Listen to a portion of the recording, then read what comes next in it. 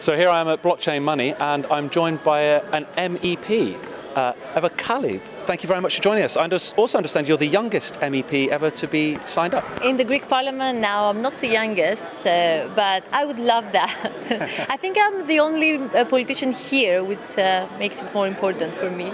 Definitely the only politician here, and that's why I wanted to talk to you. You've been discussing regulation and how you'd like to talk about cryptocurrencies and blockchain technology in the Parliament. How's that been going? Well, I think we're gaining some of the momentum of what is happening. We just had our first report on virtual currencies. We tried to give the definition of the currencies, and we tried to give it vital space for this technology to evolve. This is not something that's happening often, so usually we're a bit defensive to some technologies. But in this case, we try to be supportive. We called for a task force basically to see all the possibilities that are there from this technology. And we make sure that Bitcoin is not considered as blockchain, because blockchain has so many other aspects, and smart contracts and so much more applications on that.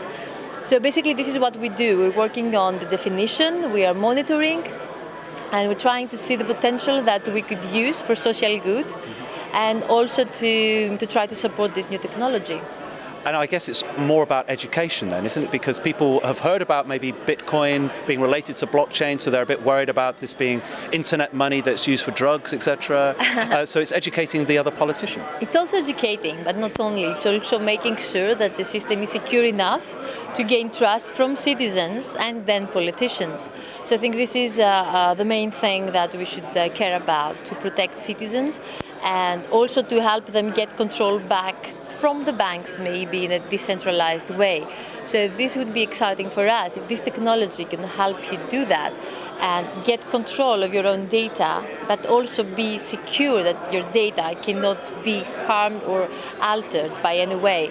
So this is, I think this is basically our job, to protect citizens and try to give them back the power that they should have over their own data. Agreed. And today in the news in England, we just saw that Tesco's bank has just been hacked again. So this technology would allow, we hope, for people to, as you say, retain their own data.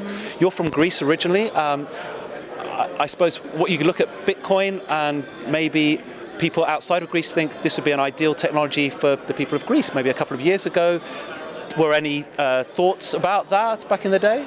So there was a thought about a parallel system that would transfer all the currency from euros to Bitcoin, but as you understand, having a government taking all your savings and doing whatever they want with it is not the same thing. It's basically misusing this technology and the possibilities. I think the main thing is to let citizens decide what they want to do with it. And I have to underline that still ECB is not recognizing it as money, so as a legal form of payment.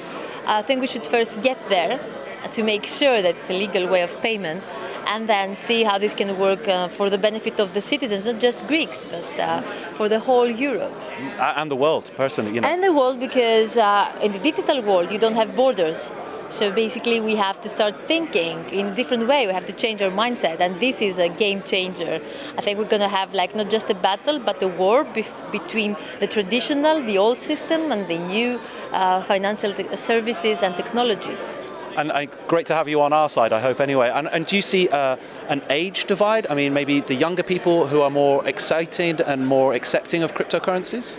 Well, I would say that basically the ones that have a better view of what the technology can do and they're not afraid of it, if you grow up with the new technology, you're trusting it more.